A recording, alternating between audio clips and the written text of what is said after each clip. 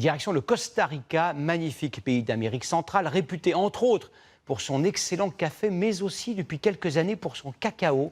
Un maître chocolatier français a fait le voyage et il a créé sur place sa propre plantation. Relaxez-vous, le reportage qui suit embaume la délicieuse odeur du cacao grillé. Yann Ovine et Vincent Abelaneda.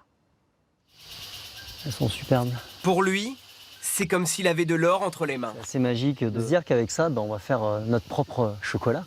Un chocolat unique. Ces fèves de cacao arriveront bientôt dans son laboratoire. Du Costa Rica au Luberon, Stéphane Roux maîtrisera alors son chocolat du début à la fin. Son rêve a pris forme en face du volcan Turrialba il y a 5 ans, lors de vacances dans cette ferme. Cet agriculteur et son fils étaient déjà sensibles à la culture française. Le projet porté par Stéphane Roux les a séduits. Quelques mois plus tard, ensemble, ils remplaçaient cet ancien champ de canne à sucre par 3200 petits cacaoyers. Ah ouais, magnifique. Oh là là. Ils étaient comme ça. Le maître chocolatier retourne pour la première fois dans la plantation depuis 1 an. Mais t'as vu tout ce qu'il y a? Non, mais c'est génial. La cabosse. Les fèves de cacao sont à l'intérieur de ces fruits. En 3 ans, près de 10 000 cabosses ont poussé. Ici, l'avantage, c'est que le coucher de soleil, il est de l'autre côté. Le résultat du climat tropical, des engrais bio et d'un entretien presque quotidien pour laisser la végétation entourer les cacaoyers sans les étouffer. Comme dans le vin, les cabosses vont absorber le terroir. Ces arômes qui vont naître dans le fruit. Et ça, on va essayer de le faire ressortir et de le préserver pour avoir un maximum de goût et puis se dire, tiens, je croque dans un carré de chocolat et puis je voyage. La première récolte se fera en fin d'année. Certaines cabosses peuvent contenir jusqu'à 80 fèves fraîches. C'est ça qui est magique, quoi.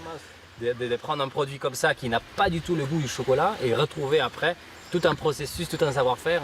Culturellement chez nous, c'est un produit que les indigènes, en fait, ils prennent ça vraiment comme un cadeau des dieux, quoi. Le Costa Rica est une référence en matière de qualité. Ses forêts, sa biodiversité exceptionnelle, apportent notamment un côté boisé, floral au cacao.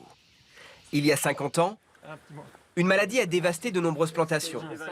Aujourd'hui, le pays tente de relancer la production, aidé par de nombreux chercheurs internationaux comme ce français. Stéphane Roux a lui aussi bénéficié du coup de pouce. Vraiment ce qu'on recherchait, nous, dans la plantation. On essaie d'apporter aux agriculteurs de la région un revenu à partir de leur culture du cacao, ce qu'ils ont perdu depuis les années 70. Donc c'est pour ça qu'on distribue à coût de production les plants. Le chocolatier profite de son passage au Costa Rica pour apprendre. Il faut près d'une dizaine d'étapes avant d'obtenir le chocolat. Les fèves fermentent pendant 4 jours sous des feuilles de bananier, puis place au séchage. C'est une torréfaction à la poêle. À la torréfaction. Pas trop en mettre pour qu'il y ait une bonne homogénéisation. Et il nous reste qu'à attendre un peu plus, quoi. Très soucieux de l'environnement, les costariciens adoptent la méthode traditionnelle.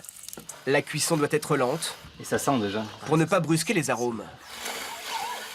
Le chocolat, il faut rajouter le sucre pour finaliser la recette, avec bien d'autres éléments. Mais là, voilà, là, on a la véritable liqueur de cacao. Très aromatique, hein. Ah si, il y a quand même pas mal d'acidité, hein. Il est parfait pour faire un 100% de cacao.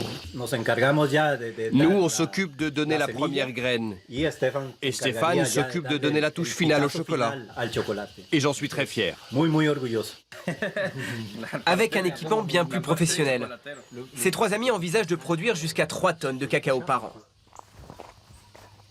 Stéphane Roux s'envole pour la Provence, enthousiaste, et impatient d'apporter dans ses recettes une touche florale. Ce goût subtilement différent qu'il a trouvé au Costa Rica. On ne pourra jamais couvrir la totalité de notre production, mais voilà, on sait que sur 2 ou 3 produits, on va se démarquer, ça sera notre signature pure et dure, quoi, voilà. Ça sera à nous. Installé depuis près de 10 ans à Pertuis, il sera bientôt l'un des rares chocolatiers capables de maîtriser son chocolat de sa création à sa vente en boutique.